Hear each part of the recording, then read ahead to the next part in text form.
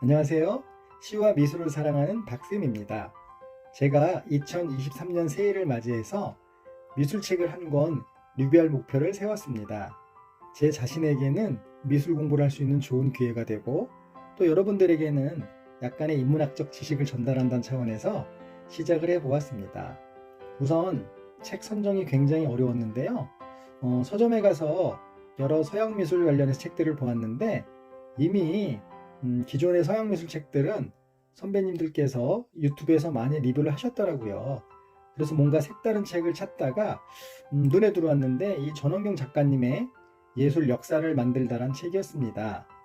먼저 이 책은 고대부터 20세기 1, 2차 세계대전까지 서양 미술 역사를 다 볼 수 있는 장점도 있었고요. 또 시대별로 굵직한 역사와 또 미술을 연계해서 볼 수 있다는 점이 굉장한 장점으로 생각이 되었습니다.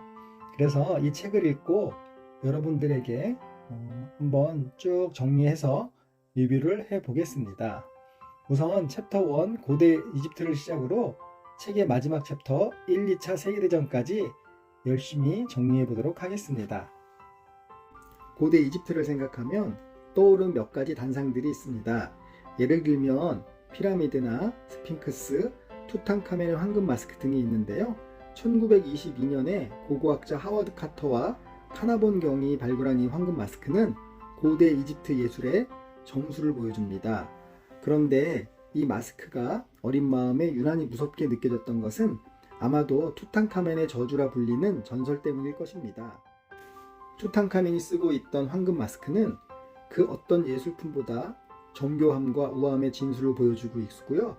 또 기원전 2590년경에 만들어진 쿠프 왕의 피라미드는 지금껏 인류가 만들어낸 단일 건축물 중 가장 큰 규모로 알려져 있습니다. 이처럼 사막 안에서 찬란하게 빛났던 이집트 예술은 왜 후대 서양 예술에 계승되지 못했을까요? 고대 그리스나 로마 예술과 또 기독교 예술과는 다르게 이집트 예술은 꼭 공포 영화의 한 장면 또는 이미지로만 남게 되었습니다. 이집트 예술이 우리에게 물리적으로든 심리적으로든 멀게 느껴지는 것은 분명합니다. 하지만 현실 곳곳에 이집트 예술이 보여진 대표적인 사례들이 있습니다. 1980년대 프랑스의 미테랑 대통령이 벌인 루브르 박물관 재건 사업에서 가장 대두되었던 문제는 이 거대한 박물관에 뚜렷한 입구가 없다는 점이었습니다. 그런데 모든 서양의 문명을 한 곳에 모아놓은 이 박물관의 입구를 현대적인 유리 피라미드로 만들었던 점입니다. 다시 말해서 서양 문명이 남긴 유산들을 단 하나의 이미지로 집약한다면 그것은 가장 오래되고 가장 큰 건물인 피라미드일 수밖에 없다는 의미였을 것입니다. 또한 음악에서도 가장 위대한 작곡가 중 한 사람인 볼프강 아마데우스 모차르트가 마지막으로 작곡한 오페라 마술피리가 고대 이집트를 배경으로 하고 있다는 점입니다. 1791년 9월 30일에 이 공연 초연에 참석한 후 병석에 누운 모차르트는 그의 12월 5일 35세의 젊은 나이로 세상을 떠납니다. 또 18세기 초 시작된 세계 시민주의적 인도주의적 우회를 목적으로 하는 비밀스러운 단체인 프리메이슨과 또 프랑스 대혁명의 이념을 비밀리에 심어 놓았다는 모차르트의 최후 걸작이 고대 이집트를 무대로 삼고 있다는 것은 정말 의미심장합니다. 사실 유럽인들은 과거에나 현재나 이집트에 대한 관심이 굉장히 큽니다. 18세기에 이집트를 연구하는 이집트학이 존재했으며 미라나 오벨리스크 등 이집트 유물이 유럽인들이 주된 수집 품목이었으면서 알 수 있습니다. 이집트 문명은 서양 문명의 양대 원류인 그리스 문화와 기독교 문화 이전의 것입니다. 그래서 낯설었으나 동시에 익숙한 부분도 존재했습니다. 예를 들면 예수님 탄생 이전에 이미 이집트에서는 태양신을 숭배하는 일신교가 존재하고 있었다는 것입니다. 이집트 문명은 기원전 4240년경에 시작됐는데요. 기원전 2920년에서 2150년까지를 고왕국 시대라고 하고요. 기원전 1986년에서 1759년을 중왕국 시대라고 하고 기원전 1525년에서 1069년까지 신왕국 시대라고 부릅니다. 그리고 마지막으로 기원전 1069년에서 394년 외세 침입의 시대로 구분되어 기원전 525년 페르시아에게 침공을 당한 후 계속 외세의 지배를 받은 이집트는 유명한 클레오파트라 7세가 기원전 30년에 자살한 후 로마의 속주가 되었습니다. 이집트가 멸망한 후에도 한동안 고대인들의 이집트 탐구는 계속되었으나 4세기 이후 이집트 지역을 지배한 비잔틴 제국의 기독교 신앙이 문제가 되었습니다. 기독교 시각으로 볼 때 이집트의 다신교는 단지 이교도 신앙일 뿐이었습니다. 기독교를 로마의 국교로 선포한 테오도시우스 1세는 모든 이교도 신전을 폐쇄하라는 명령을 내렸으며 이는 이집트 문화의 급격한 몰락으로 이어졌습니다. 신전 폐쇄를 통해 주민들 사이에서 쓰이던 상형 문자가 대부분 파괴되었고 상형 문자를 읽을 수 있는 사람들의 숫자도 급격히 줄어들었습니다. 알렉산드리아 도서관에 보관되어 있던 70만 권에 달하는 상형 문자 장서도 대부분 파괴되었고 450년경에는 상형 문자를 해독할 수 있는 사람도 몇 명 남아있지 않았습니다. 일반인들과 예술인들에게 잊혀진 이집트를 되살려낸 장본인이 바로 다름 아닌 프랑스의 전쟁 영웅인 나폴레옹 보나파르트입니다. 1798년부터 1801년 사이에 나폴레옹의 이집트 원정은 단순한 군사적 정복 외에 미지의 문명에 대한 광범위한 탐험의 장이었습니다. 이 원정대는 175명의 물리학자부터 천문학자, 화가, 의사 등으로 구성이 되었습니다. 나폴레옹이 이집트를 침공한 것은 영국과 인도 사이의 무역로를 차단하기 위해서였습니다. 이 원정이 군사적으로는 큰 성과를 거두지는 못했으나 3년의 이집트 통치 기간 동안 학문적인 성과는 크게 거둘 수 있었습니다.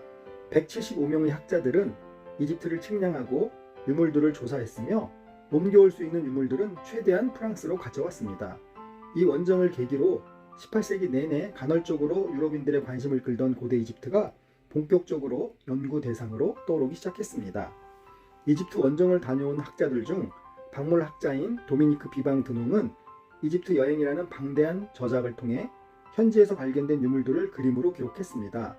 그는 이러한 공로로 1802년에 나폴레옹 박물관으로 이름을 고친 루브르 박물관의 초대 관장으로 임명되었습니다. 드농의 책은 19세기 초반에 먼 나라와 고대를 동경하는 낭만주의자들에게 큰 관심을 불러왔습니다.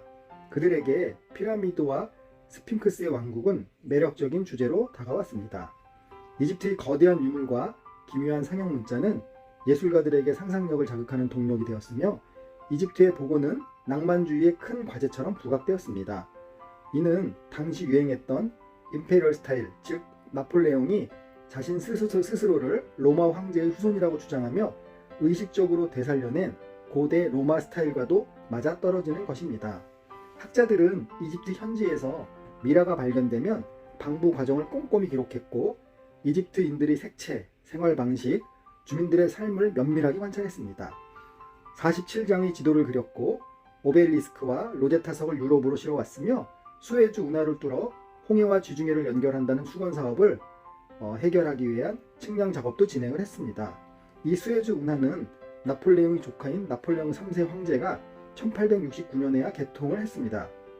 이 수에즈 운하 개통을 기념하기 위해 이탈리아 작곡가 주세페 베르디는 오페라 아이다를 작곡을 했습니다. 또 유럽의 많은 디자이너들에게 영감을 주어 도시 곳곳에 오벨리스크가 등장을 했고 가구 디자이너들은 스핑크스의 발 모양을 본뜬 의자다리를 만들었습니다. 가장 혁신적인 성과는 상형 문자의 해독이 이루어졌다는 점입니다.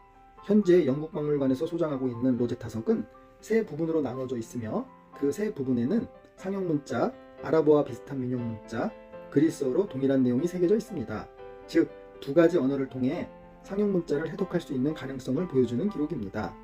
이 로제타석에 쓰인 내용은 이집트의 파라오 프톨레마이오스 5세 시대인 기원전 196년에 내려진 칙령입니다. 당시 이집트는 이미 그리스의 문화의 영향을 받고 있었기 때문에 동일한 칙령이 세 가지 다른 언어로 기록될 수 있었습니다. 로제타석은 프랑스 장교가 발견했지만 영국군이 이집트를 수복하는 과정에서 영국의 전유품이 되었기에 영국 박물관이 소장하고 있는 것입니다. 그러나 프랑스 학자들은 로제타석의 탑본을 여러 점 만든 후였고 프랑스군의 샹폴리옹 대위가 자신의 12살 조카 장 프랑스와 샹폴리옹에게 이 탑본을 보여준 것이 상형 문자를 해독하는 데 결정적인 계기가 됩니다. 히브리어, 시리아어, 아랍어, 칼데어어, 콥트어 등 고대 문자 해독에 천재적인 소질을 보였던 샹폴리옹은 1822년에 표음 문자인 동시에 표의 문자인 상형 문자를 해독하는 데 성공했습니다. 이는 이집트 고고학의 실마리를 풀리는 계기가 되었습니다. 오늘 첫 장에서는 이집트 예술과 역사에 대한 개괄적인 설명을 했으며 두 번째 장에서는 이집트 유물들의 의미와 예술적 감각, 그리고 그들이 섬겼던 왕, 그리고 여왕들, 또 고대 이집트 문명이 후대 예술에 미친 영향들을 위주로 정리해서 리뷰할 예정입니다. 오늘 이야기가 좋으셨다면 좋아요, 구독, 알림 설정까지 부탁드리고요. 저는 다음 시간에 또 뵙겠습니다. 감사합니다.